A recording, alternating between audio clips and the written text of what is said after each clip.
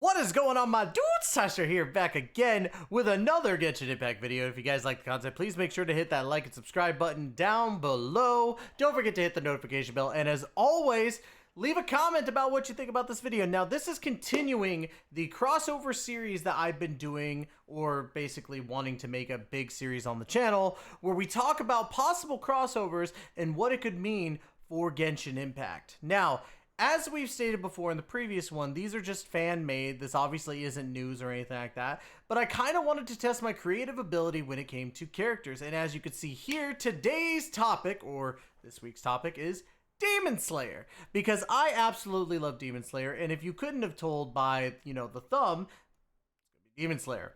So, right here we got two units. First we're going to talk about the main one, basically, Tanjiro Kamada. I went ahead and I made him, if you guys can see hopefully everything looks good on your guys' end, looking good on mine. Right here we have his weapon type. He is a Claymore user because he is a katana user and he uses it with two hands. I figured if anything, if we bring him in, he'd get his own free-to-play weapon as well. So his black bladed katana would be perfect for him to have, and being it, a heavy claymore, it'd be perfect. I think it'd be wonderful, and then he could have his own style with him. I went ahead and gave him auto attack 5-hit combo because I think that's pretty easy for the most part. Slash set the target with their katana claymore. Plunging attack aims downward with the katana vertical slash. So just like as the claymore users already do, he would come down with his katana, slicing vertically to the enemy. Now, what I wanted to do with the skills, and this is trying not to be as spoiler-y to like the newest stuff with Demon Slayer, because I haven't watched it personally. I haven't caught up on Demon Slayer. That is the plan to, but yeah. As it stands, I wanted to kind of keep him, not to where you have the stuff that I kind of already knew from leaks of what happened and spoilers, because people can't keep to themselves. I went ahead and tried to keep him from Mugen Train back, because I feel like that was the best way I could do it without going overboard, and I don't think Tanjiro in this world needs to go overboard. So, his first skill, or his skill, is water breathing strikes, and why I say that is because he is going to use 3 different water breathing techniques during this time. So, basically, the first slash would be water breathing first form water surface slash, which would be just basic slashes, but with the hydro element attached to it. Water breathing fourth form striking tide, and then afterwards, water breathing second form lateral water wheel, which would be the finishing combo, kind of like how Diluc does his, which was kind of the basis of what I went with Tanjiro.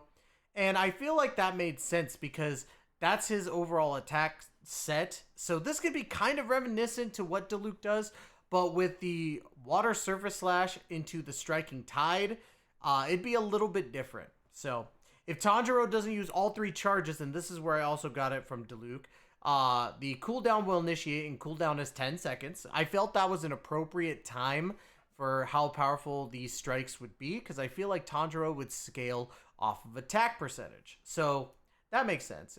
I feel like it would be only fair. And so the time between slashes is 2 seconds, which I felt was an appropriate time. It's a little bit lower than Diluc's, but the whole point of using Tanjiro's slashes is to get those off in succession. These strikes are quick, so it's going to be a little bit quicker than Diluc's, but the cooldown is a little longer, just because of the fact that I wanted to kind of tie in the whole water breathing and how much of an effect it takes on the body.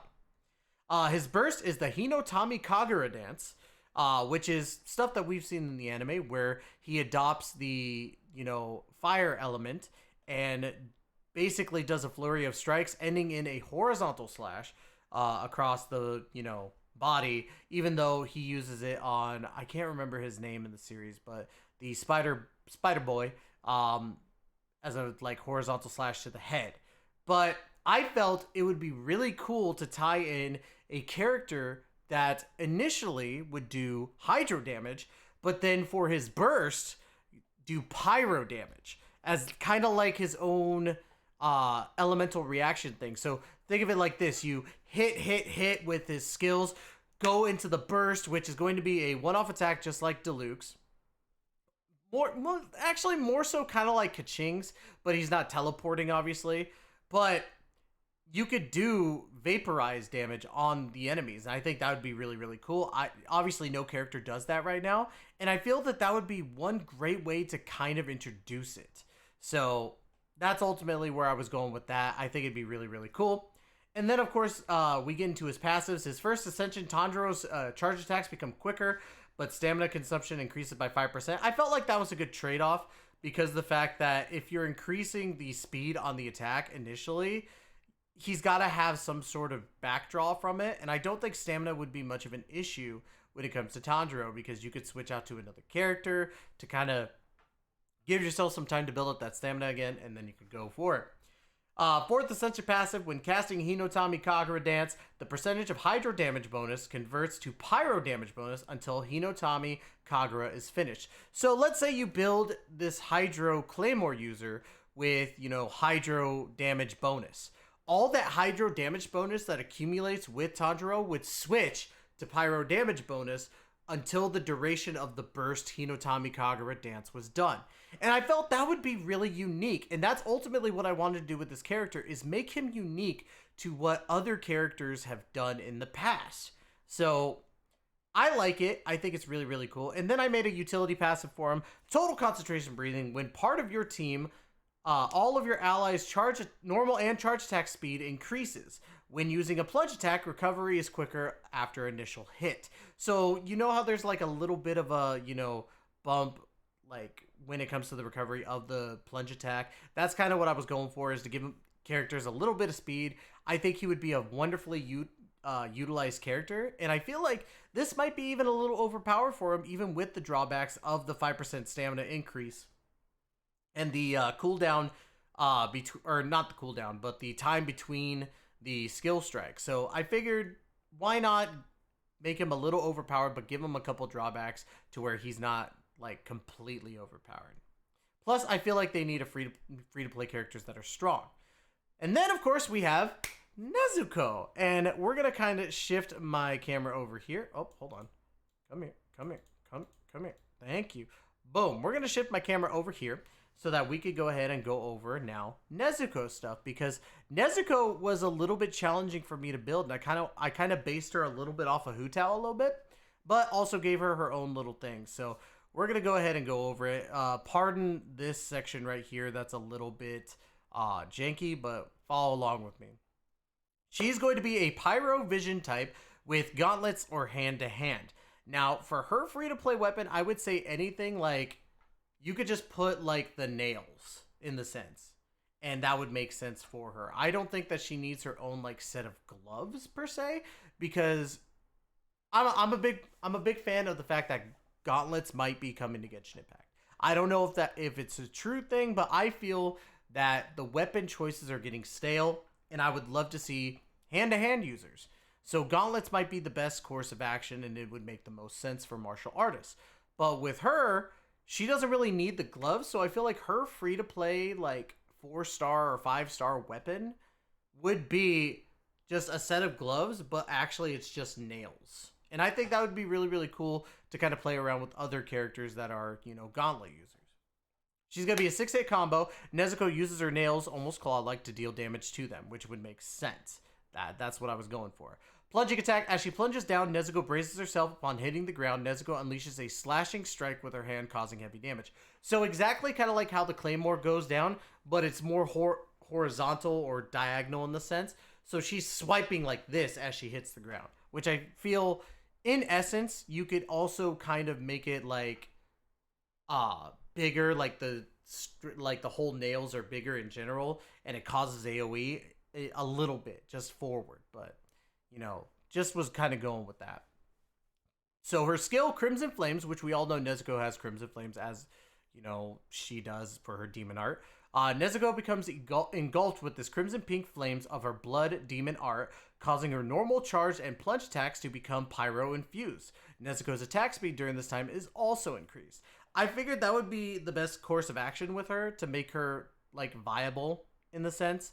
I didn't put, like I said, she's kind of loosely based on Hu Tao, but I took away the amount of I'd say, like, health damaging herself, because I didn't want her to be HP based. I wanted her to be a good DPS. So, and not to say Hu Tao's not a good DPS, Hu Tao's the best DPS, but I also wanted her to kind of be focused more on her attack instead of her HP.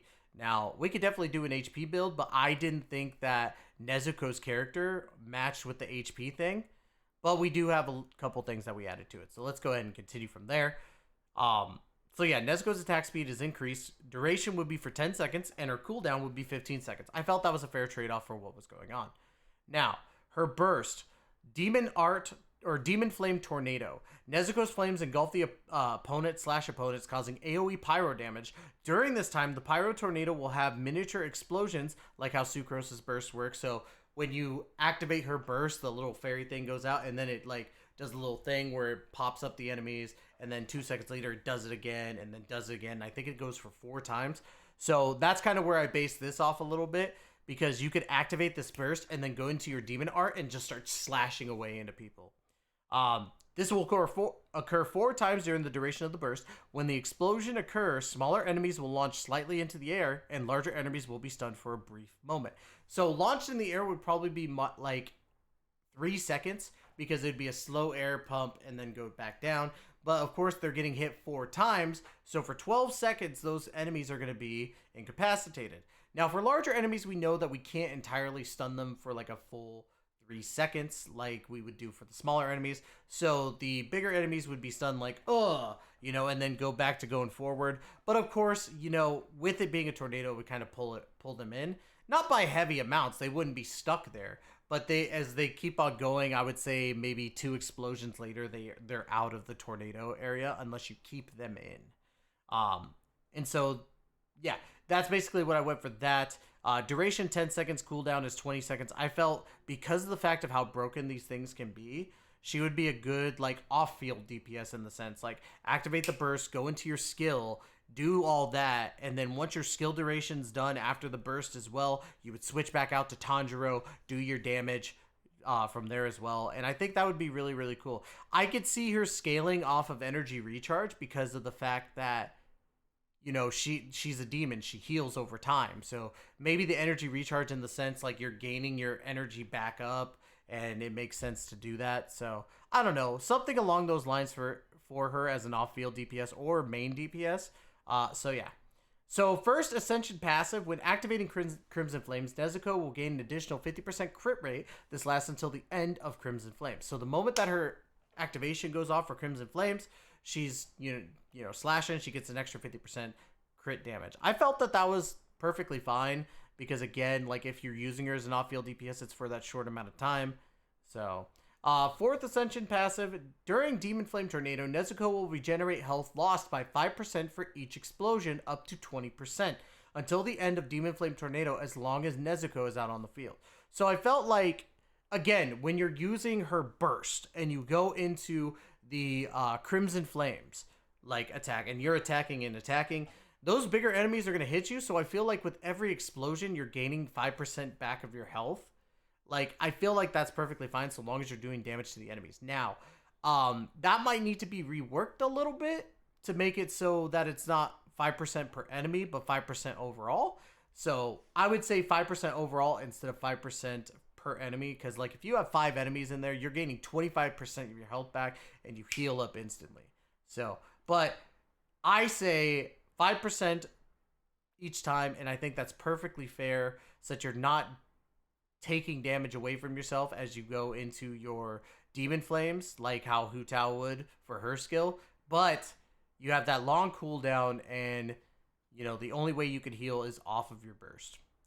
Utility passive, when on a team with Tanjiro Kamada, both Tanjiro and Nezuko Kamado gain an increase of 20% in companionship level. So as you gain, like let's say you go into a domain with condensed resin, you get 200 companionship, you actually get 220 companionship. And I feel like that would make sense because she's only close to Tanjiro, and it would make sense to have them both on the same team, especially being free to play 5 stars. So I thought that was a really unique passive, just because of the fact that there's not really many that do with companionship. And that's what I did in the first episode with, Izuku Midoriya or Deku.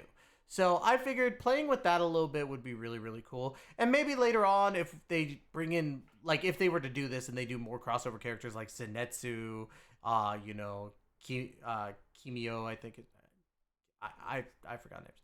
Like, I feel bad. I need to go and redo the names. But obviously, there's a bunch of, you know, characters that would benefit from this, I guess, in the sense that were main team members with Tanjiro. So, but yeah, let me know what you guys think in the comments. Do you guys think that these would be fun characters to have in Genshin Impact? And do you think a crossover like this would actually work?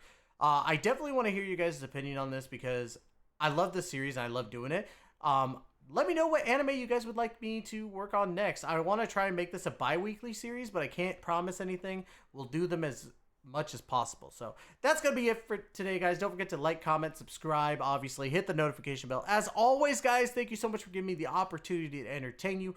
We will be back with the next video, and I can't wait to see you guys again. Also, big shout out to all the new subscribers that came into the family yesterday. I already posted a short on it, but definitely thank you for all the love and support that you guys are giving me. Guys, we are on our way to 500 subs to where I can actually do the community postings and stuff, and which would be awesome. So, as always, guys, take care, be safe, love y'all, and we'll see you soon.